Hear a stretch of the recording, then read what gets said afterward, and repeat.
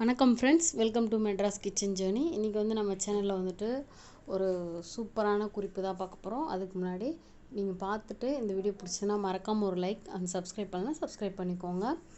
இப்போது ஃபஸ்ட்டு வந்துட்டு கருஞ்சீரகம் இருக்கு இல்லையா, அதுதான் எடுத்திருக்கேன். இப்போது ஒரு கப்பில் வந்துட்டு பாதி அளவுக்கு எடுத்திருக்கேன்.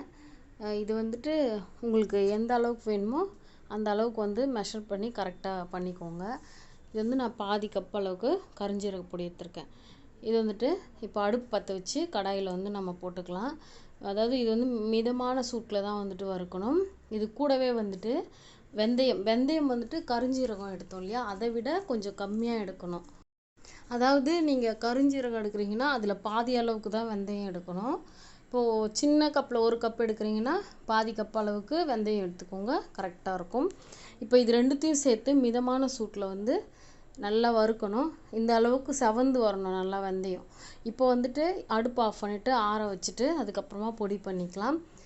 இந்த வெந்தயம் வந்து கருஞ்சீரகமும் வெந்தயமும் இது எதுக்குன்னா, நம்ம உடம்புல இருக்க அந்த கெட்ட கொழுப்புலாம் இருக்கு இல்லையா, அதெல்லாம் வந்து நீக்கிடும். அதுக்கப்புறம் நம்மளுக்கு வந்து உடம்புல வந்து எந்த கோளாறு இருந்தாலும் இது வந்து சரி பண்ணும். இது ரொம்பவே நல்லது. இப்போ இது வந்து மிக்ஸி ஜாரில் போட்டு அரைச்சிக்கலாம். இது வந்து எப்படி சாப்பிடணும் அப்படின்னிங்கன்னா, காலையில் வந்துட்டு எம்டி ஸ்டமக் இருக்குது இல்லையா, அதில் வந்துட்டு கொஞ்சமாக எடுக்கணும். நான் அளவு வந்துட்டு உங்களுக்கு காமிக்கிறேன். இப்போது நல்லா இந்த மாதிரி அரைச்சிக்கலாம். இது வந்து நம்ம வாயில் வந்து வெறும் வாயில் போட்டுட்டு உடனே தண்ணி குடிச்சிட்டா கரெக்டாக இருக்கும், உள்ளே போயிடும், முழுங்கிடலாம். அதே வந்து நீங்கள் போட்டுட்டு வெறுமே முழுங்க முடியாது, இது வந்து தொண்டையில் போயிட்டு சிக்கும். தண்ணி குடிச்சிங்கன்னா போயிடும். இப்போ வந்துட்டு இந்த மாதிரி ஒரு டப்பாவில் வந்து ஸ்டோர் பண்ணி வச்சிடலாம். இது வந்துட்டு நம்ம வந்து ஃப்ரிட்ஜிலலாம் வைக்க தேவையில்லை, வெளியிலே வச்சுக்கலாம். இது வந்துட்டு எத்தனை நாள் நம்ம எடுத்துக்கணும் அப்படின்னு பார்த்தீங்கன்னா 45 டேஸ் தான் வந்து எடுத்துக்கணும், 45 நாட்கள்.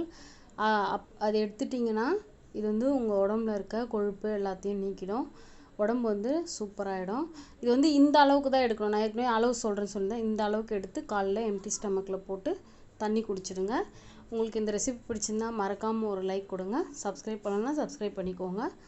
கூட பெல் ஐக்கானே கிளிக் பண்ணிக்கோங்க. ஃப்ரெண்ட்ஸ் அண்ட் ஃபேமிலிக்கும் ஷேர் பண்ணுங்கள். நன்றி, வணக்கம்.